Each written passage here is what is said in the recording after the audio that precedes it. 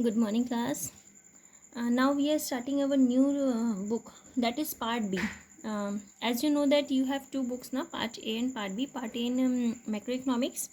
Now we are starting our second book, Indian economic development. Okay, so there are total 4 units in this chapter. So unit first, unit second, unit third, and unit fourth.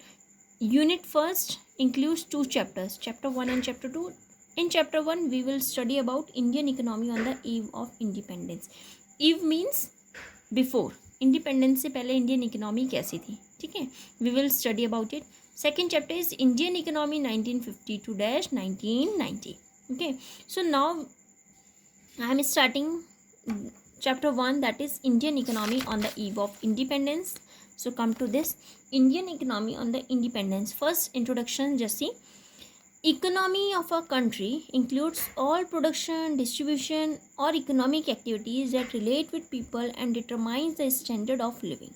Okay, जो primary objective है इस book का, book means Indian economic development. The primary objective of this book Indian economic development is to familiarize you with the basic features of the Indian economy and its development. इसका मतलब क्या है कि सिर्फ आपको फेमिलाइज करने के लिए है कि इंडियन इकोनॉमिक और डेवलपमेंट में क्या रिलेशनशिप है, ठीक है, and its development as it is today, कि आजकल डेवलपमेंट कैसा चल रहा है और बिफोर इंडिपेंडेंस हमारी इंडियन इकोनॉमी कैसी थी. इंडिपेंडेंस से पहले क्या था आपको पता है, ब्रिटिश रूल था, तो उस टाइम पे इंडियन इकोनॉमी कैसी थी और अब कैसी है, ठीक है, तो ये चीज़ हम इसमें पढ़ेंगे. However, it is equally important to know something about the country's economic past even as you learn about its present. अब आपको पता है कि जब हम किसी के बारे में प्रेजेंट में पढ़ रहे हैं या फ्यूचर का पढ़ रहे हैं तो we should also know about its past. हमें उसके पास्ट के बारे में ही पता होना चाहिए, ठीक है. So in this book we will study about its past. What? That is Indian economy. Okay, so let us first look at the state of India's economy prior to the country's independence and form an idea of the various considerations that shaped India's post-independence development.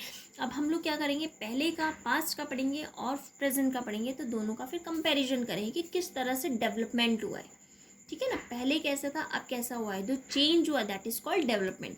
Okay, so the structure of India's present day economy is not just of current making. It has its roots steeped in history, particularly in the period when India was under British rule, which lasted for almost 2 centuries before India finally won its independence on 15 August 1947. As you know that India got independence on 15 August 1947. उससे पहले हमारी Indian economy कैसी थी, ठीक है. So Indian economy was in very bad shape due to the presence of British colonial rule. क्यों? क्योंकि उस टाइम पे ब्रिटिश का रूल था, तो इंडिया की जो सिचुएशन थी वो बहुत ज़्यादा बेकार थी, was very bad. The sole purpose of the British colonial rule in India was to reduce the country to being a feeder economy for the Great Britain's own rapidly expanding modern industrial base. Thus in 1947 when British transferred power back to India, ठीक है. अब क्या हुआ, 1947 के बाद British ने transfer कर the power किसको, वापस से इंडिया को, ठीक है.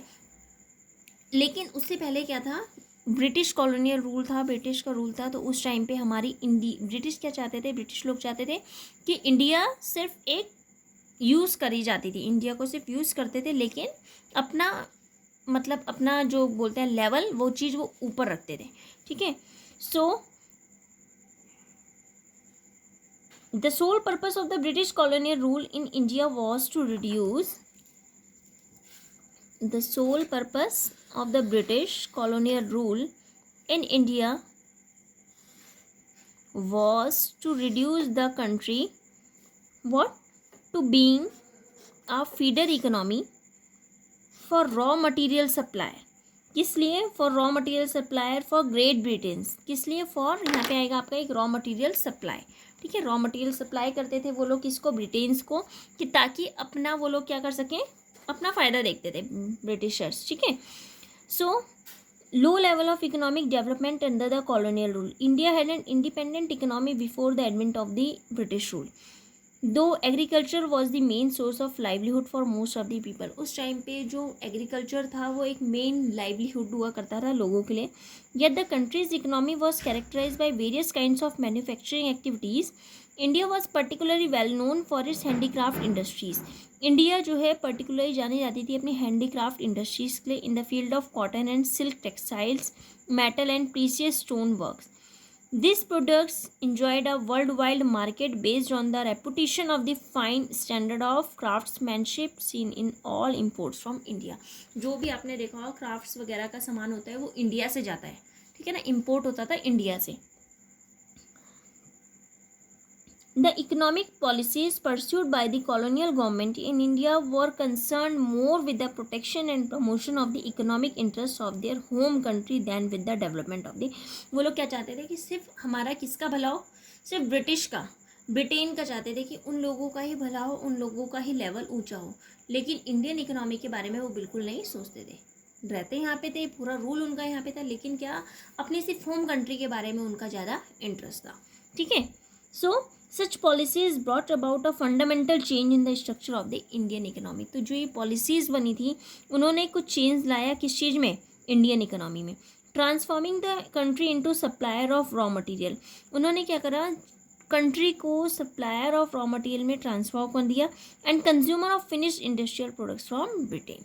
ठीक है. सो ऑब्वियसली जो कॉलोनियल गवर्नमेंट था never made any sincere attempt to estimate India's national and per capita income. ठीक है. Per capita income means average income. Some individual attempts which were made to measure such incomes yielded conflicting, inconsistent. जैसे आपने पढ़ा होगा among the notable estimators थे दादा भाई Naoroji, William Digby, फिनले शीरस. ठीक है. These are some estimators. It was Rao whose estimate during the colonial period was considered very significant. बहुत important माना गया था किसका, दादा भाई नौरोजी का. So अब हमारा मैं आपको अलग अलग कंडीशंस बताऊंगी in the Indian economy on the eve of independence. ठीक है. सो फर्स्ट है एग्रीकल्चर सेक्टर. एग्रीकल्चरल कैसा था, एग्रीकल्चर सेक्टर कैसा था. एक है लो level of agriculture and product. उस टाइम पे क्या होता था, एग्रीकल्चर लेवल बहुत कम था और प्रोडक्टिविटी बहुत कम हुआ करती, प्रोडक्शन बहुत कम था.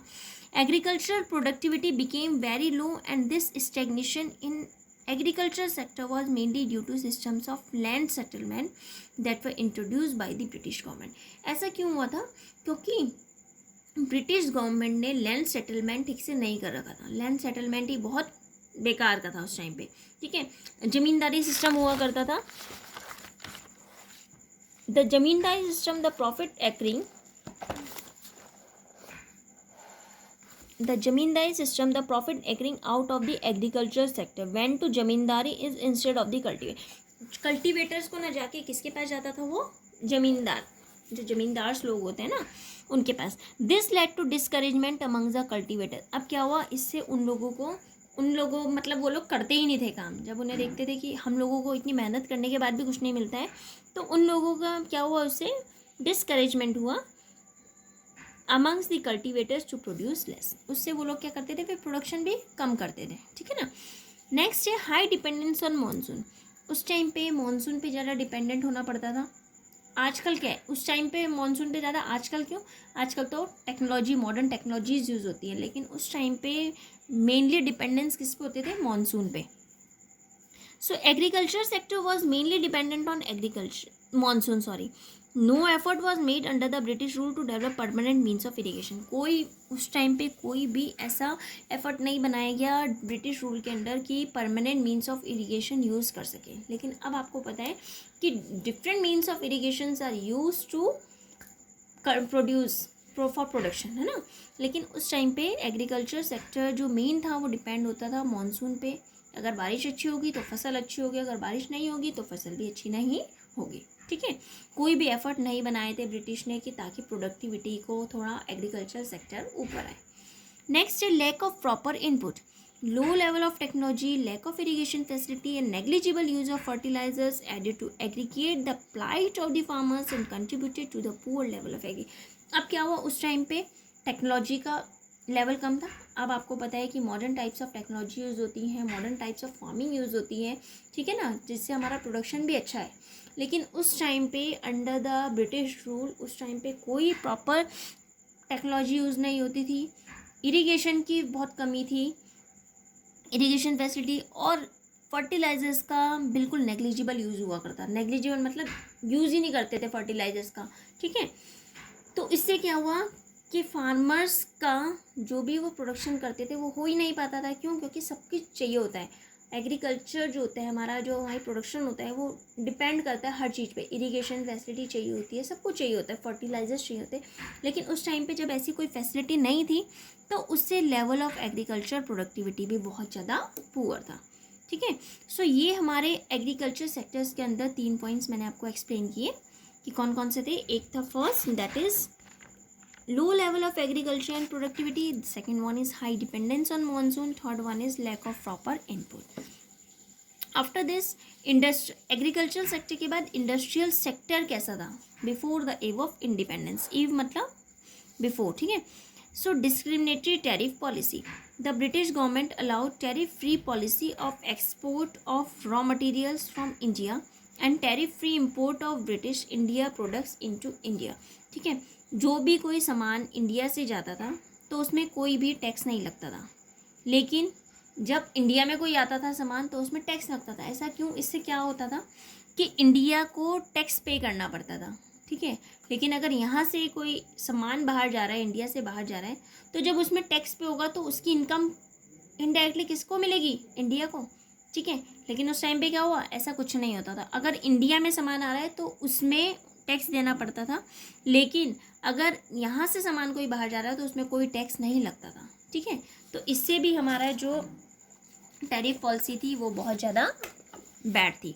But a heavy duty on the export of Indian handicraft products, it leads to decay of handicraft industry in India. इससे क्या हुआ? जो हैंडीक्राफ्ट इंडस्ट्री थी इंडिया में वो बंद हो गई, ठीक है ना, क्योंकि उसमें बहुत ज़्यादा उनको टैक्स पे करना पड़ता था।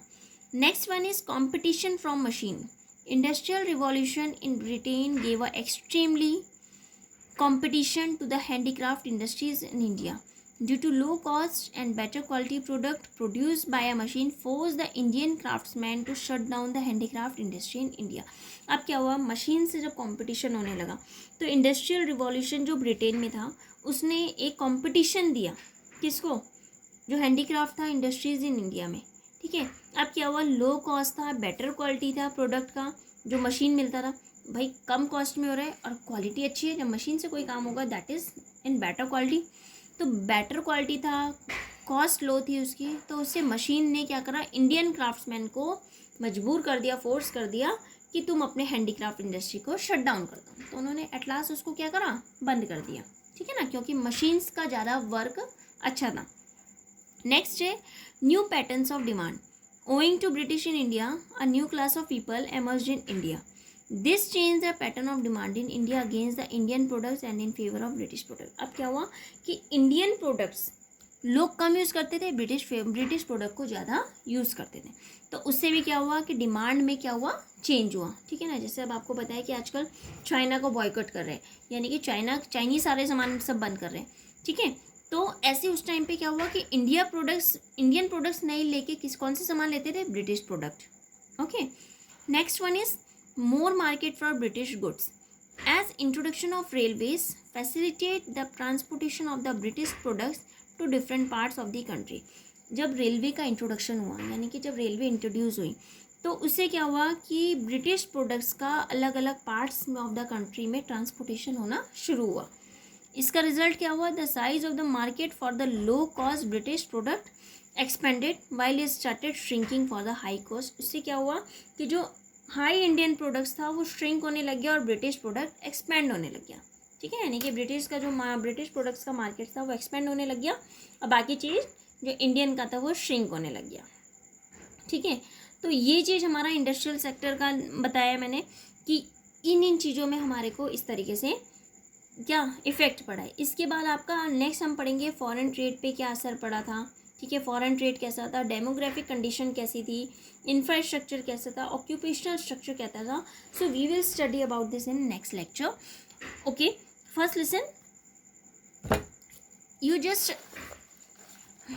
I have seen that some of the students only have to only done only question answers which I gave in home assignment. But please do these notes also in your fair notebook, because when you have to do these notes you can easily understood the home assignment. Okay, don't do directly home assignment. You have to submit these pages also in your home assignment. Okay, whenever you have not submitted these notes, whatever I have told you in video, so I will put option there, so you will have to submit these notes also in your home assignment, including your question answer which I gave you in home assignment. Okay, so please copy these notes also in your fair notebook. That is okay. And this is your next book now, part B. So you have to make another register. First one is for macroeconomics and you have to make another register for Indian economic development, part B. Okay, you have to make another register. So do these you have to start from here. Unit 1, Chapter 1, Indian economy on the eve of independence. Do it in next register. You have to make a separate register, okay, of a medium, not so much thick and not so much thin. Okay, it should be medium. So you have to do these notes in your fair notebook as it is shown in the video.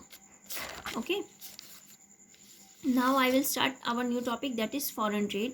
So conditions in the foreign trade before the independence. ठीक है ना? So I will start that in next lecture. Okay, thank you, have a nice day.